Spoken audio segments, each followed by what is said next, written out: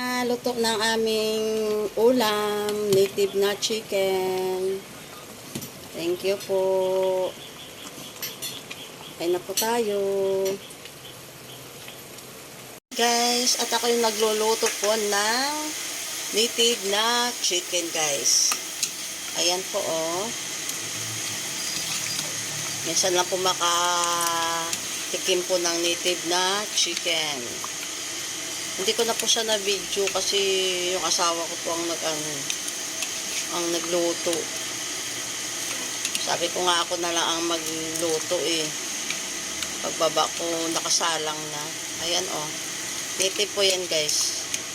Kailangan po natin palambutin muna. O diba? Sarap. Yan, kompleto sa ricado yan. Ginisa lang po yan sa bawang, sibuyas, luya. At siyempre nilagyan po natin ng pamintang buo at pamintang durog. Yan, mamaya na po natin dagdagan ng sabaw po yan pag malambot na siya. Medyo matagal pa siya lumambot yan kasi native po yan guys. Ay, malambot na pa siya.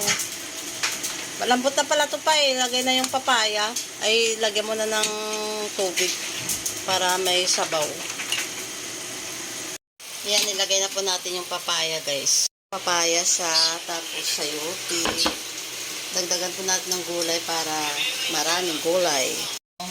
Ibibilad ko yan, gawin kong mascara. Lagyan na po natin, unahin muna natin yung papaya kasi medyo matigas po yan sa sayote.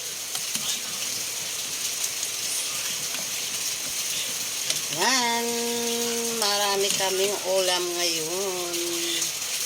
It's my favorite. O diba? May paapa yan oh. Ito naman po yung atay niya. Hindi natin haluluin kasi baka madurog. Malambot na po siya talaga. Hindi na po, ilalagay ko na po yung sayote. Nakalimutan ko. Nasubrahan na ng luto. Medyo nalambot na ituloy yung papaya.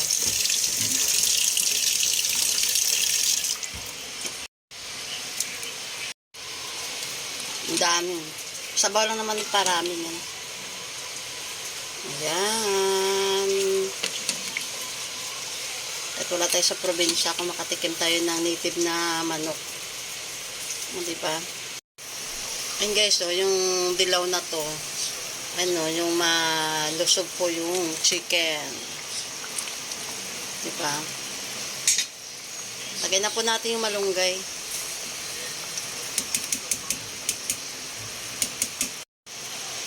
Yan, luto. Kakain na po tayo guys. Kakain na po tayo ng native na chicken.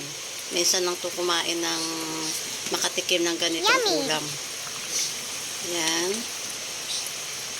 Kain na po tayo guys. Ito na pong aming almusal with pananghalian na. Sarap.